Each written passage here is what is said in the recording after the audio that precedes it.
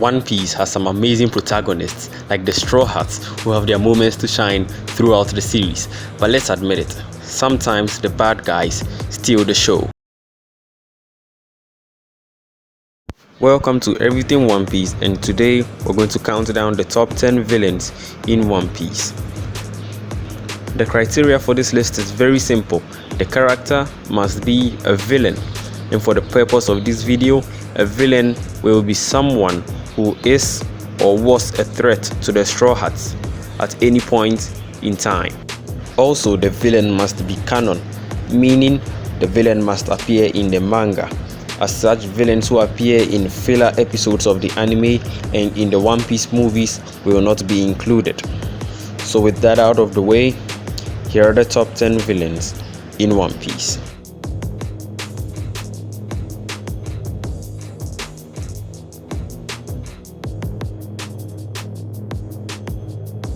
Number 10. Arlong. Arlong is a former member of the Sun Pirates, which was led by the legendary Fisher Tiger himself, and the former captain of the Arlong Pirates, which disbanded after he was defeated by Luffy. He served as the main villain of the Kokoyashi village arc and the final villain of the East Blue Saga. He's well known for his wickedness and unrelenting hate for humans, in particular his actions towards Nami, and that has earned him a bad reputation among One Piece fans. But a few hundred episodes later, we get to find out about the tragic events that occurred in his past pertaining to Fisher Tiger and the Sun Pirates. This makes us understand the reasons for his actions, though it doesn't excuse them. To me, Arlong is the first villain in One Piece who actually questioned Luffy's strength. I love his design, which can't portray his character any better. He's an amazing villain, and he's number 10 on this list. Number 9. Charlotte Katakuri. Charlotte Katakuri is the second son of Big Mom and one of the 3 sweet commanders of the Big Mom Pirates. He has the power of the Mochi Mochi no Mi, which allows him to control Mochi as well. Despite the strength of his Devil Fruit ability, he's more renowned for his advanced observation haki, which allows him to see slightly ahead into the future. Katakuri is a very interesting character. He was seen by his siblings to be a perfect man, an image which he tried his best to maintain in order to give them a sense of security. But it seemed this idea of being a perfect man started to get into his head a little too much. This is evidenced in his fight versus Luffy, where he stated he could be invincible as long as he kept his calm, and also when he killed the chefs just for seeing his face, in particular his really big mouth. Katakuri gave us one of the best fights in One Piece in his fight with Luffy, a fight which wasn't just a physical battle, but also a psychological battle, and a battle which demanded a great amount of willpower from both parties. He is the medium through which we were introduced to advanced observation haki. He played his role well as one of the main villains of the Whole Cake Island arc, and as such, he is number 9 on this list. Number 8. Enel. Enel is the former god of Skypiea and the man who ate the Goro Goro no Mi, which gives him the ability to create, control, and turn into lightning at will. To me, Enel is the savior of the Skypiea arc. Not to say the Skypiea arc was boring, but even by One Piece standards, it was dragged on for too long and it became a bit tiring to watch, with Enel being my main incentive for not skipping the Skypiea arc. Enel was always an extremely arrogant character, calling himself God and even actually believing he was God, and all of this arrogance stemmed from the monstrous power of his Devil Fruit ability and his powerful observation haki, which left us all wondering how he was going to be defeated. But his one mistake was that he was over-reliant on his Devil Fruit power, which led to his eventual demise when Luffy, who's immune to his lightning attacks, came passing by. Number 7. Rob Lucci. In at number 7 is the strongest member of CP9, a secret assassination unit of Cypher Poe. After being defeated by Luffy at Enies Lobby, Rob Lucci was sacked from the CP9, but he somehow managed to be re-employed by the world government, but this time into the CP0. He was the main villain of the Water 7 saga, one of the best in the series, and you have to say, being the main villain of one of the best sagas in a series like One Piece requires a lot, and Rob Lucci didn't disappoint. He's the first Zoan type Devil Fruit user on this list, as he ate the Neko Neko no Mi model leopard, which gives him the ability to transform into a leopard and a sort of leopard-human hybrid with enhanced physical abilities. As with all members of CP9 at the time, Rob Lucci is a master of the Rokushiki, 6 superhuman techniques which, according to Rob Lucci himself, give the user the strength of 1,000 men. With the Rokushiki and Devil Foot transformation, Rob Lucci's fighting style was a very interesting one, being more of a close combatant. This made his fight with Luffy arguably the best fight in One Piece. Rob Lucci is an awesome villain and one of my favorite characters in One Piece, but the reason I don't place him any higher than number 7 is because before the Water 7 saga, he wasn't a threat to the Straw Hats.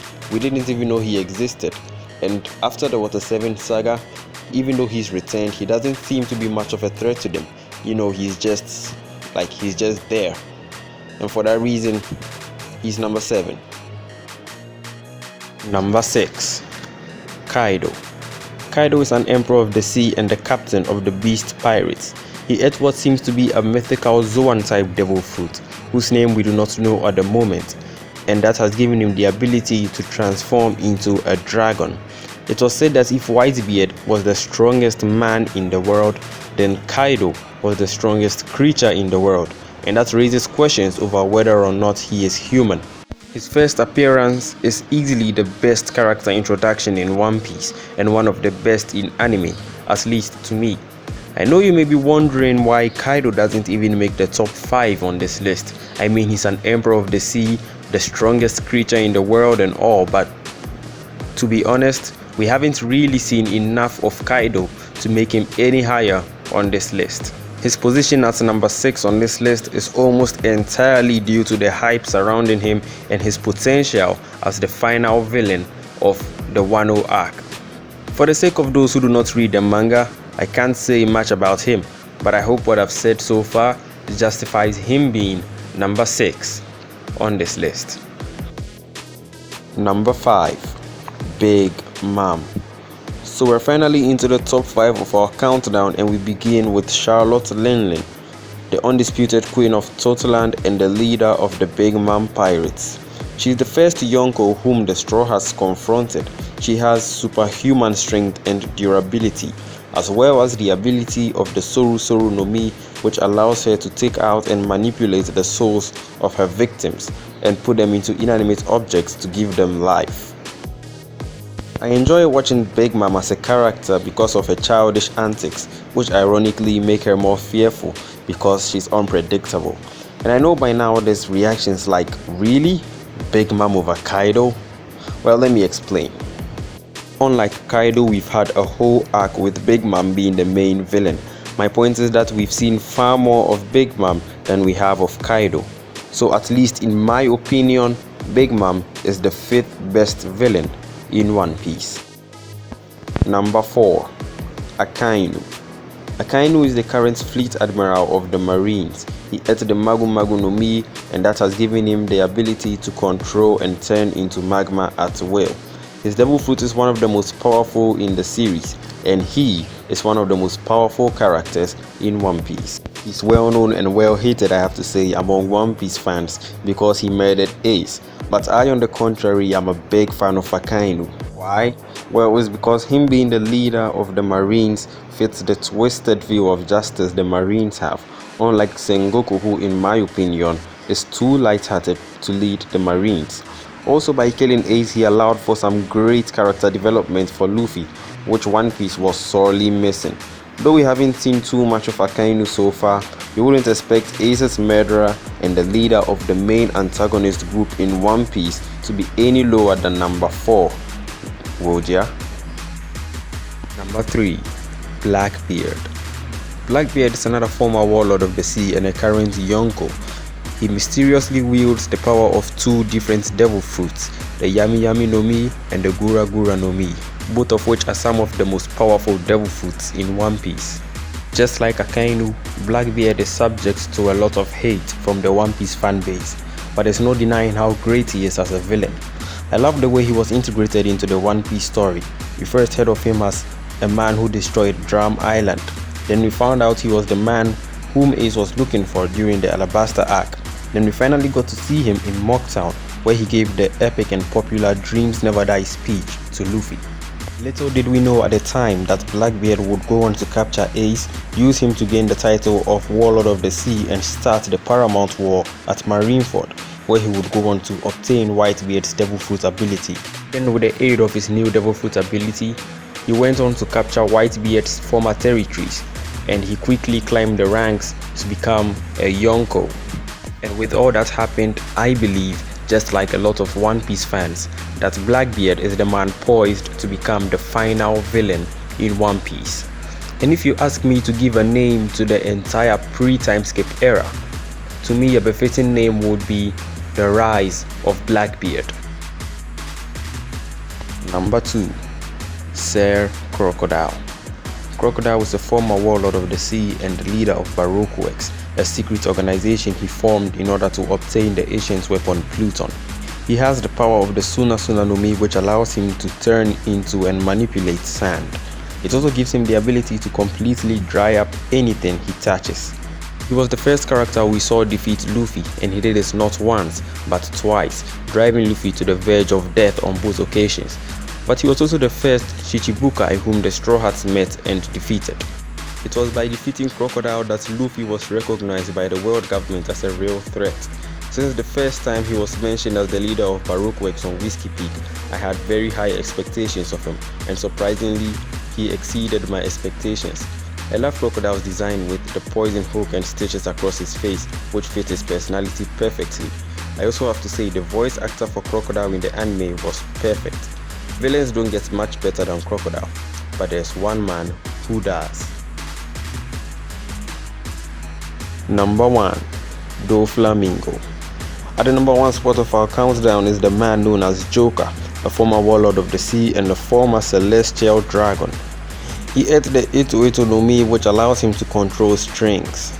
Since we first saw Doflamingo on where I think was Mocktown, where he was attacking Bellamy's crew, I became a huge fan of him.